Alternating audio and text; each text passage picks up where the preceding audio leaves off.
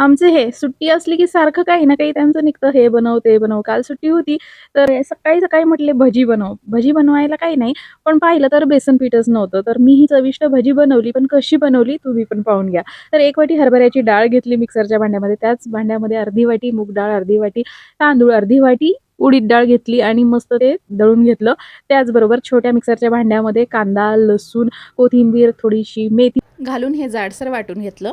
त्यानंतर परत थोडा कांदा जाडसर वाटून घेतला.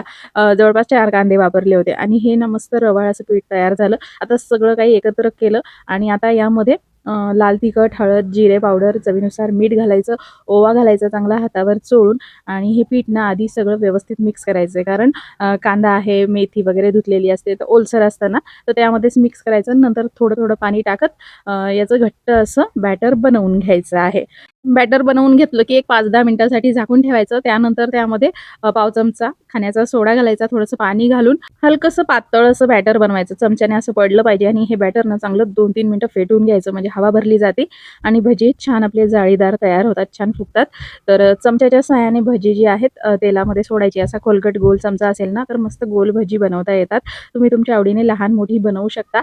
तेल चांगलं तापू द्यायचं आणि गॅसची फ्लेम मध्यम आचेवर ठेवून भजी जी आहेत मस्त लाल रंगावर तळून घ्यायची आहेत. बघू शकता ही मोठी भजी मी बनवलेली आहेत. मस्त फुललेली आहेत आणि अजिबात तेलकट होत नाहीत. तर बघू शकता मस्त जाळीदार देखील झालेली आहेत. आणि तुम्हाला जर लहान भजी बनवायची असेल तर प्रोसेस तशीच आहे. बॅटर प्रत्येक वेळेस चांगलं फेटून घ्यायचं आणि मग भजी जी आहे तेलामध्ये सोडायची आहेत.